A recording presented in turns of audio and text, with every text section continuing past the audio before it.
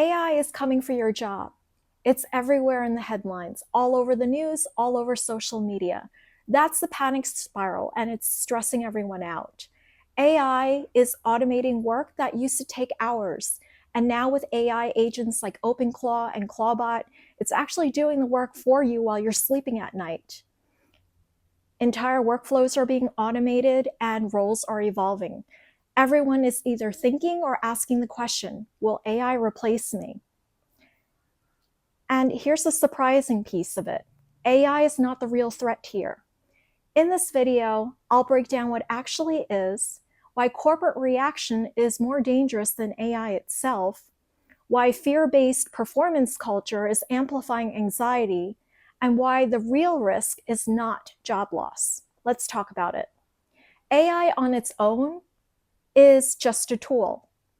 Tools within corporate environments don't exist in isolation. They exist within systems. And when AI is introduced into corporate environments, there is more workforce compression, the mentality of do more with less, an increase in productivity, and performance benchmarking against machines. So if AI helps you work faster by 40%, don't expect any breathing room. Companies are going to expect you to increase your output as well. If a team member is using AI to do the work of two people, leadership will start asking questions and expect the same from other team members. When execution becomes automated, roles get reevaluated. AI alone doesn't create the stress or burnout. Corporate reaction does, especially when organizations compare and demand the same output from AI and their employees. Let's dive in a little deeper here. Many of you are not afraid of learning AI. At least I hope you're not.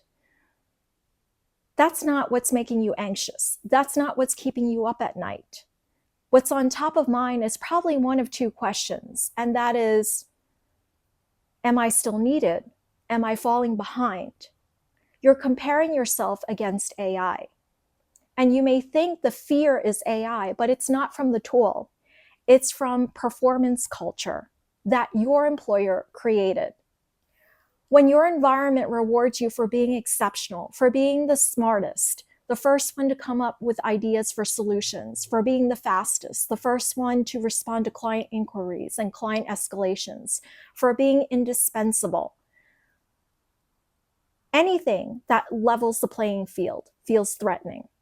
Even when your job is secure, even when your performance is strong, that internal pressure increases. So what do? You end up working longer hours. You over-deliver. You volunteer for more visibility. You do whatever it takes to stay irreplaceable. And that's not AI's fault. That is fear-based performance culture. Here's the part that nobody talks about. High performers and achievers associate identity with output. So you don't feel valuable if you're not productive, because you're not just the person who works hard. You're someone who delivers. You're the one who problem solves. You're the fixer. You're the closer, the strategist, the person that leadership relies on. So when execution becomes automated, it doesn't just change the workflow, it challenges your identity. When your value is tied to execution, automation can feel like you're becoming obsolete. And that question, am I becoming obsolete, can be far more disruptive than the technology itself. AI is accelerating something that was already broken and making it more visible. There's an obsession with hyper-optimization, that everything has to be faster, optimized, scalable, measurable. Companies expect quarter-over-quarter improvement, lean teams, maximum efficiency, no wasted time. Does any of this sound familiar? It should, because it follows the same cultural pattern behind the belief that everything is urgent. And if you haven't checked out that video, I'll include the link in the description box below. AI fits perfectly into the system. There are no questions, it just amplifies it. And in this hyper-optimization culture, humans try to operate like machines. And within this culture, there's no such thing as fatigue, emotion, or limits, just constant output, which is unsustainable. And believe it or not, it was already happening before AI existed. AI just turned up the volume.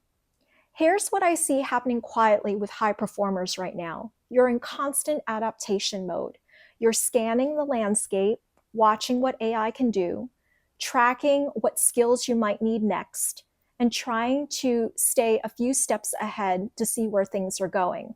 And that creates a very specific kind of pressure. It creates vigilance, comparison, future scenarios playing in your head, and overworking to stay relevant.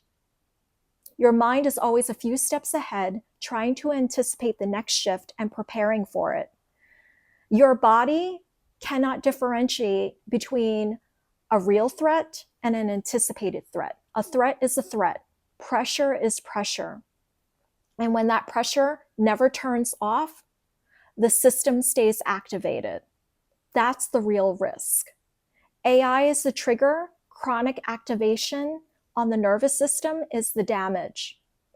And that damage happens to high performers, not low performers, because high performers, they care the most. They adapt the fastest and they push themselves the hardest. Now, this raises more questions that nobody is asking yet. If companies are responding the wrong way to AI, what does the right response actually look like?